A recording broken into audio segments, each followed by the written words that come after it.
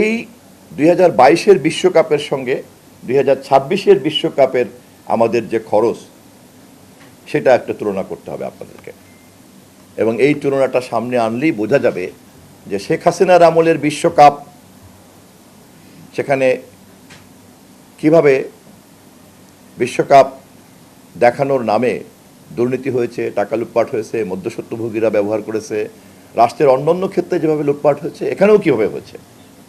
আর এই সরকারের আমলে, আমাদের নেতা তারেক রহমানের সরকারের আমলে তার নির্দেশই ছিল মন্ত্রী হিসেবে আমার প্রতি যে খেলা দেখাতে হবে, কিন্তু দেশের এই করুণ অর্থনৈতিক অবস্থার ক্ষেত্রে কোনো টাকা খরচ করা যাবে না। আমরা মাননীয় প্রধানমন্ত্রীর নির্দেশে ফিফার সঙ্গে লাগাতারভাবে দর কষাকষি করেছি।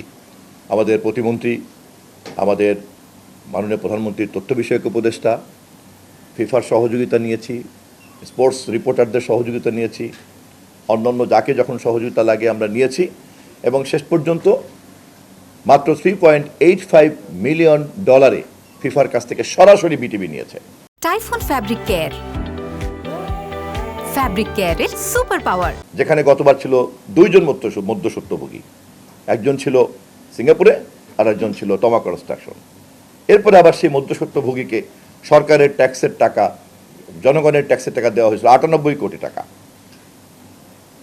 আর বেসরকারিভাবে বিক্রি করা হয়েছে 22 কোটি এবং 17 কোটি, দুটা মিললে যা হয়। সেই তুলনায় এবারে আমাদের একেবারেই নামমাত্র 4-5 কোটি টাকার আমাদের ঘাটতি আছে। তাও আমরা এখনো পর্যন্ত সাব লাইসেন্সিং যাদেরকে দিয়েছি আমরা তাদের সঙ্গে একটা দর কষাকষি করে চলছি যে এই টাকাটাও, মাত্র 4-5 কোটি টাকাটা এটাও যদি আপনাদের বিজ্ঞাপনের ইনকাম যদি ভালো হয় তাহলে এটাও আমরা তাদের ঘাড়ে দেওয়ার চেষ্টা করব।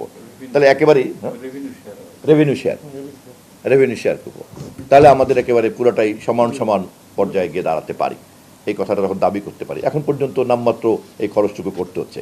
মানুষের যে কোনো অধিকার এবং সেই অধিকারকে দেয়ার নামে রাষ্ট্র যারা পরিচালনা করেন তারা যদি এটাকে দুর্নীতির হাতিয়ারে পরিণত করেন তখন কি হতে পারে। আমরা দেখেছি বিদ্যুতের চাহিদাকে কিন্তু এমনিভাবে জিম্মি করেই আইন করে বিদ্যুৎ খাতে দুর্নীতি করা হয়েছিল, যা প্রমাণিত, এবং কি দুর্নীতির বিরুদ্ধে কথাও বলা যাবে না। ঠিক তেমনি ফুটবলের প্রতি যেহেতু তরুণ প্রজন্মের সকলের আগ্রহ আছে, এটা দেখাতে না পারলে সরকারের জন্য এটা একটা বিরাট একটা সেবার দায়িত্বের ক্ষেত্রে ঘাটতি, কিন্তু এটা দেখানোর নামে আবার কি পরিমাণ দুর্নীতি 2022-এ হয়েছে তা 2026-এ তারেক রহমানের সরকারের আমাদের তথ্য মন্ত্রণালয়ের পারফরমেন্স, বিটিভির পারফরমেন্সের সঙ্গে তুলনা করলেই আপনাদের কাছে পরিষ্কার হবে।